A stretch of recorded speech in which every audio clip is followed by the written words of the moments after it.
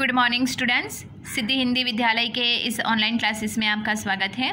बच्चों, अब यहाँ पे हमारा ये जो लेसन चल रहा है भक्तिन, इसमें हम लोगों ने भक्तिन की वेशभूषा, उसकी परिस्थितियाँ, उसके परिस्थिति, उसके स्वभाव में जो विषमताएं आती है वो हमने देखी। भक्तिन थोड़ी अलग प्रकार की है, सबको तो वो नाम से नहीं जानती, लेकिन उनकी वेशभूषाओं से वो महादेवी वर्मा से परिचय करवा कर बातचीत करती है। अब यहाँ से थोड़ा और आगे बढ़ते हैं कि भक्तिन किस प्रकार से, मतलब कौन कौन सी चीज़ों से वो डरती है और दूर रहना चाहती है। ठीक है, तो जैसे कि यहाँ पे सबसे पहले हम देखते हैं कि सब कुछ पर सबका दुख उसे प्रभावित कर सकता है। विद्यार्थी वर्ग में से कोई जब कारागार का अतिथि हो जाता, तब उस समाचार को व्यथित भक्तिन बीता बीता भरे लड़कन का जेहल कलजुग रहा, तोन रहा अब प्रलय हो जाए। उनकर माई का बड़े लाट तक लड़े ना चाहिए कहकर दिन भर सबको परेशान करती है। बापू से लेकर साधारण व्यक्ति तक सबके प्रति भक्तिन की सहानुभूति एक रस मिलती है।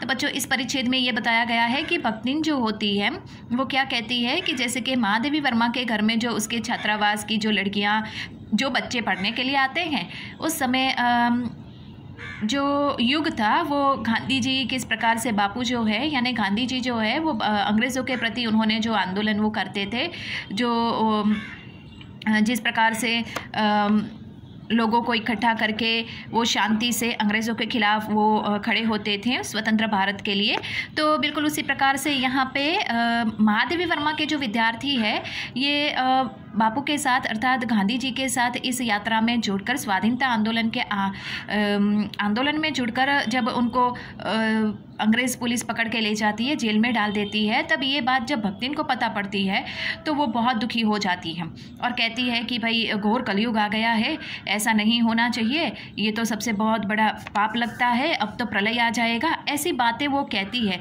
इतना ही नहीं, साधारण इंसान को भी अगर जेल में अंग्रेज़ सरकार पुलिस पकड़ के डाल दे या फिर गांधी जी को भी पकड़ के जेल में डाल दे तो भक्तिन बहुत ही उनके प्रति सहानुभूति जताती है। किसी के साथ उसका कोई ऐसा खून का रिश्ता नहीं है, लेकिन फिर भी उसको सबके प्रति सहानुभूति है। ये बात इस परिच्छेद में बताई गई है। भक्तिन के संस्कार ऐसे हैं कि वह कारागार से वैसे ही डरती है जैसे यमलोक से। ऊंची दीवार देखते ही वह आंखें मूंदकर बेहोश हो जाना चाहती है। उसकी यह कमजोरी इतनी प्रसिद्ध हो चुकी है कि लोग मेरे जेल जाने की संभावना बताकर उसे चिढ़ाते रहते हैं।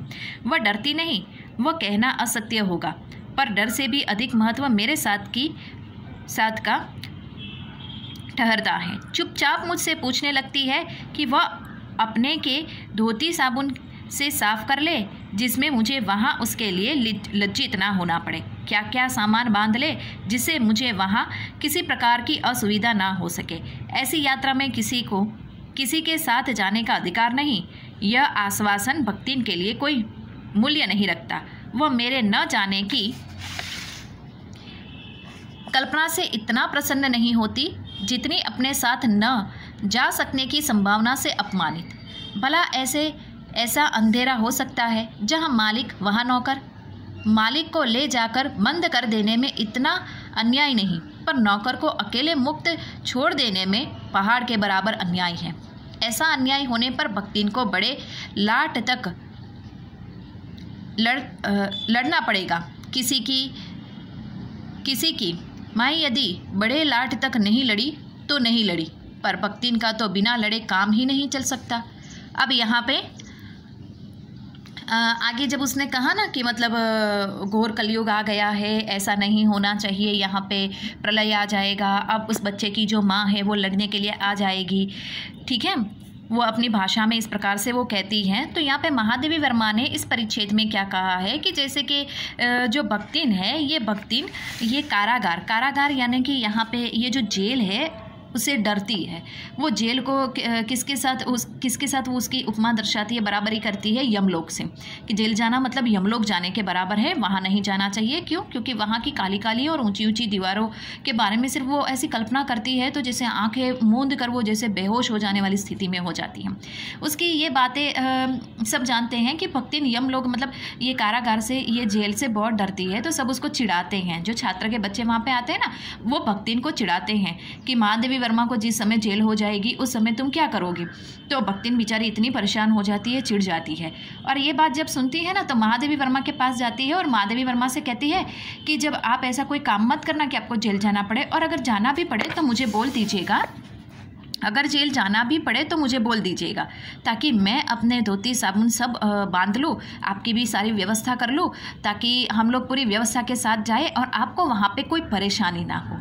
बेचारी भक्तिन की ये बात को सुनकर यहाँ पर होता है ऐसा कि महादेवी वर्मा आश्चर्य में पड़ जाते हैं कि मालिक को जेल जाना और वहाँ अकेले रहना ये नौकर के लिए परेशानी नहीं है, ये कोई मतलब अपराध नहीं कहा जा सकता। लेकिन अगर भक्तिन जैसी यहाँ पे जो सेविका है, जो नौकर है, उसको अगर महादेवी वर्मा अपने साथ जेल नहीं ले गई तो बहुत बड़ा अपराध होगा।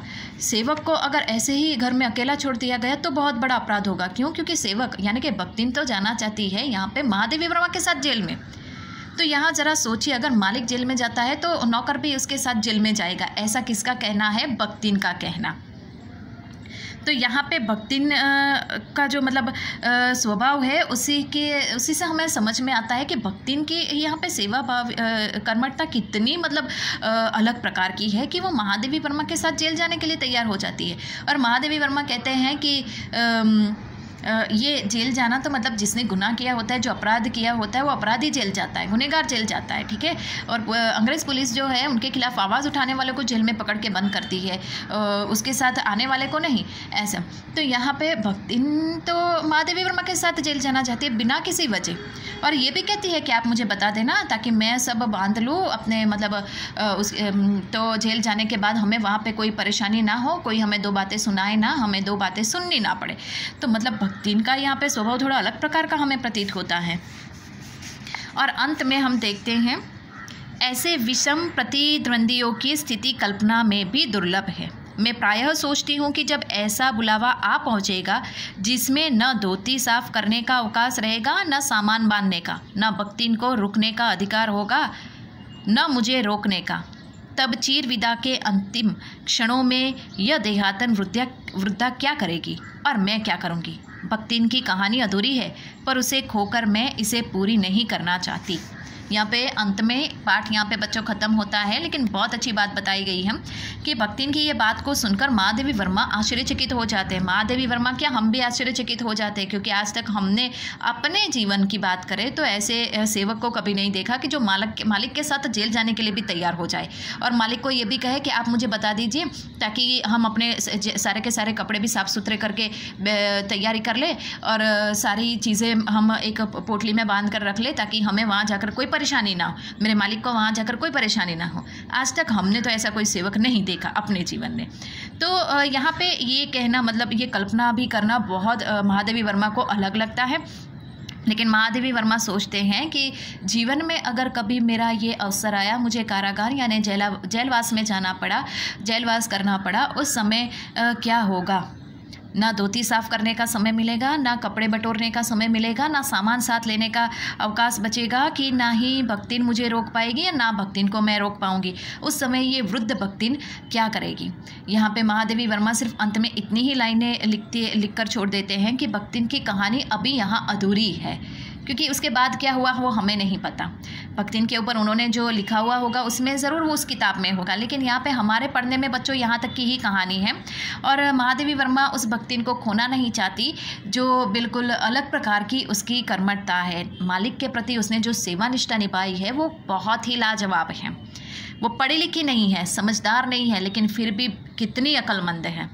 हर सवाल का जवाब वो अपनी भाषा में देने में कितनी सक्षम है।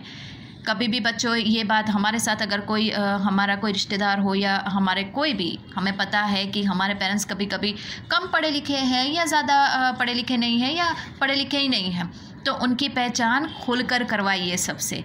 कोई शर्म नहीं, कोई संकोच नहीं। क्यों? क्योंकि हमें ये भक्तिन के पात्र के द्वारा बच्चों पता पड़ता है कि कम पढ़े लिखे इंसान या नहीं पढ़े लिखे इंसान भी बहुत अक्लमंद होते हैं, होशियार होते हैं, पारिवारिक जीवन संसार चलाने में, दुनियादारी चलाने में वो सबसे आगे होते हैं। और किसी भी इंसान की ऐसे पहचान करें, ऐसा नहीं है कि पढ़े लिखे इंसान से ज्ञान प्राप्त नहीं होता, उनसे भी बहुत कुछ सीखने को मिलता है, वो भी अक्लमंद होते हैं। कोई भी परिस्थिति में से, दुख भरी परिस्थिति या कोई भी समस्या से बाहर निकालने के लिए हमें धैर्य और चतुरता से, अक्लमंदी से काम लेना पड़ता है।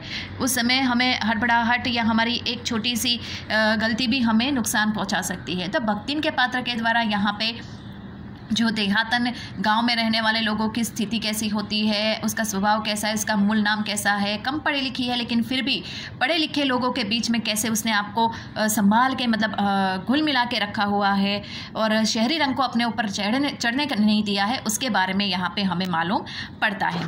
तो बच्चों, नेक्स्ट वाले जो वीडियो में हैं तो हम इसके स्वाध्याय की चर्चा करेंगे, उसके प्रश्नोत्तर की चर्चा करेंगे। यहाँ पर रुकते हैं। Thank you.